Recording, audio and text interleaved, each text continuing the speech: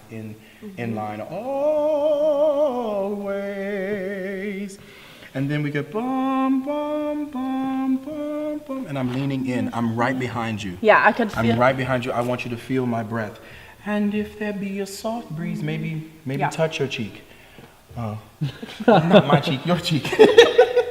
And if there be a soft breeze upon your cheek, it shall be my breath as the cool air fans your throbbing temple. It shall be my spirit passing by. If there is one piece that could have been considered maybe the crux of our concert, it would have been the Letter of Sullivan Ballou, set to music by John Kander. It was written for solo soprano voice, high voice.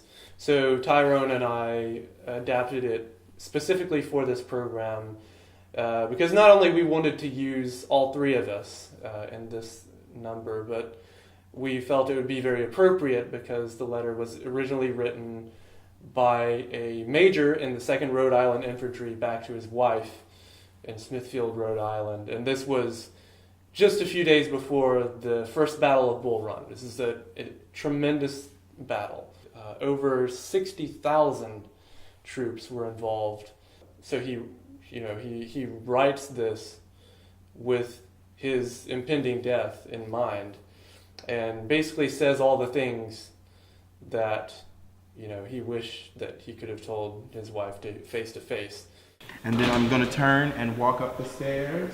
And I'll be sort of midway the chancel for Sarah. Do not mourn ye dead. Think I am gone. In that context, he was able to look past all the little insecurities or things that we make so significant that keep us from loving each other fully and completely. That's one thing that's made this probably the most powerful letter ever written from the Civil War period, and surely the most universal. Trust and believe. I got that face acting going on. All right, now. That's all you need, Leontine. Yes. I don't know what the spatial difference sounds like, so since I'm up stage, I'm giving just a little bit more in volume to reach where your voice is, and I'm crescendoing quite a lot. Once you leave. Yeah. Yeah. Because I'm backstage. But so it's fine if you fade a little bit. Yeah. And it's mostly my voice ringing out at the very end. Sure. I think that'll be very effective. Oh my God. Sullivan did die in the first Battle of Bull Run, and it wasn't like we see it in Hollywood. He didn't die in slow motion with dramatic music playing.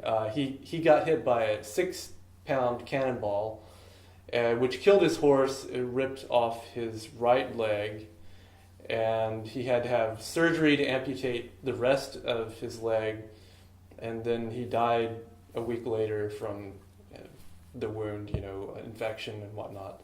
But it's interesting that from the darkest circumstances comes something with so much hope, so much love, and so much gratitude.